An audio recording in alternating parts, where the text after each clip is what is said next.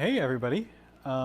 Just wanted to do a quick update, let you know where things are standing currently. As many of you know, and I know, things change daily. But we did meet as some leadership last night to chat about what June 7th is going to look like, and just want to kind of give some of those thoughts to you now. I've got a big list here that I'm going to try to condense for you and clarify a couple things. Minor details will probably change, but most of the bulk will happen. I do want to give you one invite. So tonight, late the night, I'll probably mention some of this again tonight. Just repetition is the spice of life. But tonight, 7 o'clock, we'll be going through the first two chapters of Coronavirus in Christ with John Piper, and see where the Lord leads in our discussions of that. So be praying for that. Hope you can join in. Number two, I got an email today from our contractor to do the parking lot, and they're going to start a couple days early. We were planning June 1st for them to start, but instead they're going to be starting tomorrow. So please be in prayer for that, because there's a lot going on. I've also got a phone person coming on Friday to do some things, so there's a hustle and bustle happening. But hopefully a lot of the bulk of the work will be done before even our first meeting. But with that being said, we are planning for some unique parking on our June 7th meeting. And so if our main area is still closed off, we will have the lot behind me, the trash side, essentially, where the dumpster is, that side, will be open, but it'll be one way in and one way out. And so we are planning on having someone or someones out there to help guide parking.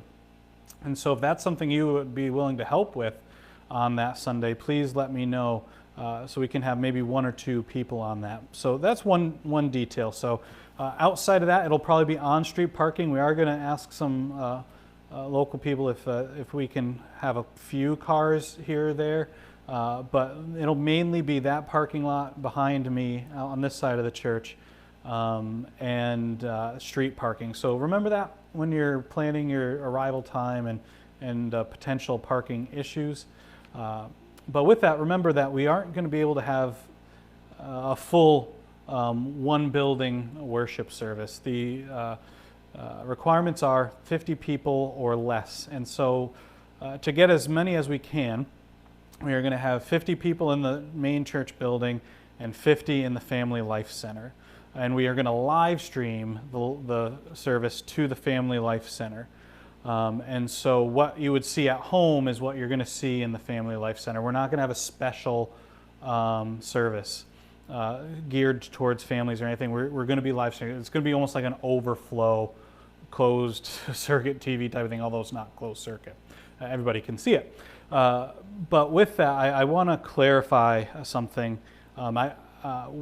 We are strongly encouraging that if you are older or at risk, to come and join us in the sanctuary in the main church building, and so come early to get your seat. But that doesn't mean that we are condemning the young families over to the Family Life Center to be away from us. We just feel that that's more comfortable, not because we think children are just going to run wild and chaos free, but there's not going to be pews in the way. There's going to be more separation between the aisles and the rows and such, and just to have a more open feel than the sanctuary would. And so you might be more comfortable there. And if you're worried about your kid getting loud and the live stream picking it up, it won't be picked up in the Family Life Center. So that's what we mean by young families being over there. And our start time is we're going to our summer Sunday schedule of our worship time will be at 9:30 a.m. And so, we're working with Usher to get, Usher help and everything. And so you might be seeing in an email or even through one of these video updates of areas of need that we might have, especially when it comes to after the service and what cleanup might look like. We don't want to overburden our cleaning person, and so they're not really sure. what things will look like, but we do want to be respectful. And so one of the things you might see if you happen to find a need, I don't know why we would, but find a need to walk in the church basement outside of just going to the bathroom, you'll see on doors a cleaned room or used room. And so if you go into a room, even if you don't touch anything, if you go into a room and the sign said clean, you're going to want to flip that to used or to the other side just to show that it's been entered in. This way we don't have to be cleaning rooms that no one's ever been in. And so we do ask that you participate in that and just try to avoid going into rooms that we don't need to go into. And with that, thinking about bathrooms, we would encourage you to hit up your bathroom at home before you come to worship so that we can kind of keep the bathrooms for emergency purposes only. As they do get cramped, they are a bit close quarters. And we are strongly encouraging everyone to wear a mask when coming to church. We know that some medical issues prevent that, and so we understand that, but we do want to strongly encourage wearing of masks. We have a limited number here at the church to offer, so we can't provide everybody with a mask, but if you don't have one at home and you really need one when you come, we will have some available for you. We won't be passing out offerings or communion, and so we will have boxes at the back of the sanctuary and in the foyer of the Family Life Center that you can put your offering in, and we will have small individual communion sets in the foyer for you to quickly grab. Don't linger in the foyers, beginning or after the service. Grab a communion set and find your place to sit. And so when you arrive, you'll notice in the Family Life Center's pews or rows are set up spaced apart. And when you come to the church, we're not sure if we're going to have lines marked on the floor, still wrestling with that, but you will notice in the sanctuary that every other pew will be marked off as not available to sit in. And this will help us to spread people out, to keep a safer distance in those areas. We will have hand sanitizer available in the foyers as well, and outside of the bathrooms in the church building at least. We will have hand sanitizer available. Some of you are ushers, so please be looking forward to an email from me about how things will look different and change. It would be helpful even if you wanted to send a quick note to myself or Joanne that you are planning to come. And that's not because we are going to report people to the government and Big Brother, but it's going to be helpful for us, and we're going to keep track of names and generally who's here, because if someone were to get sick, we want to be able to be helpful and notify people as quickly as possible. But if no one gets sick, no one's going to know you were here. So keep your 6 feet, wave to each other, enjoy seeing one another as we worship together. We'll have signage in the building in terms of proper distancing, hand washing, and things of that nature. And so some things to ask when you're deciding whether or not to come. First of all, if you don't feel safe, stay home. Be blessed at home. We are praying for you. We know that your heart is with us. Number 2, if you've had an above normal temperature, we hesitate to put a number on that because people's base temperature not everyone's the same.